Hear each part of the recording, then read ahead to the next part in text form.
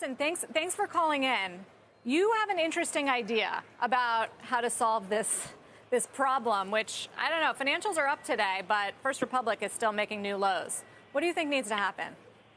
Well, let me tell you, Sarah, I don't claim to be a banking expert, but I think there are common sense solutions here, which I'm sure some regulators will find out why they don't work. But simplistically, all the money, as we know, is leaving all the small community banks and the regional banks and going to the 3 or 4 largest banks in America. And that's a very dangerous situation, and it's got to be resolved. And what I would do is this.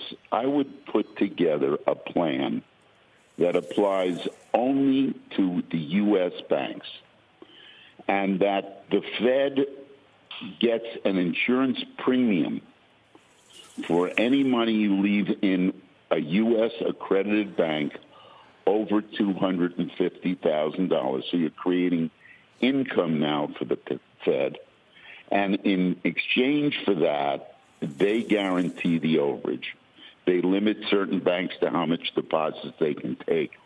So, for example, if the CD rate is 3%, whatever it may be, you're paying a fraction of that back to the government as an insurance premium, knowing that your deposits are fully insured by the U.S. And that should only apply to the U.S. banks. And I will tell you what will happen. You will have money flooding in here from all over the world. People will feel safe. You can leave your money in your bank down the block, or you can give it to Bank of America. It doesn't make a difference, and that's something that I would do. They do it anyway. Let's create some income for them. Let's have the system smoothed out and give people peace of mind.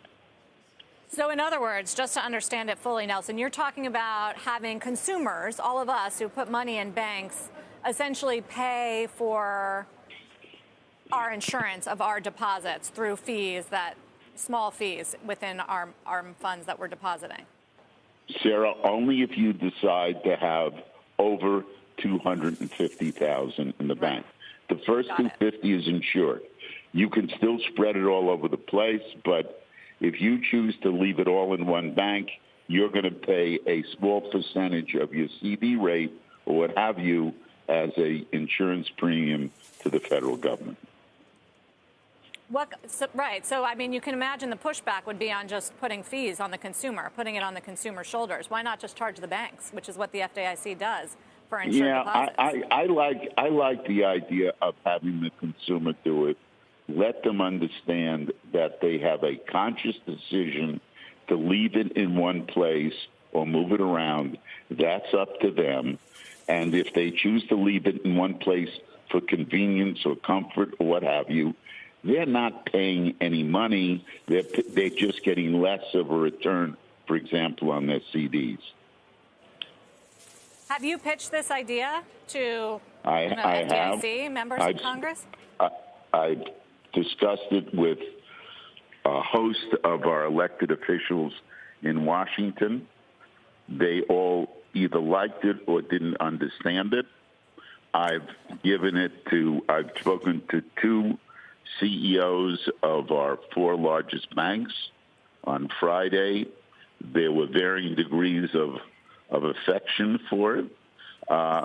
And I was going to call the fund the FDIC today, but I decided I'd tell you about it, Sarah, and you can decide, and your viewers can decide whether they think it makes sense or doesn't.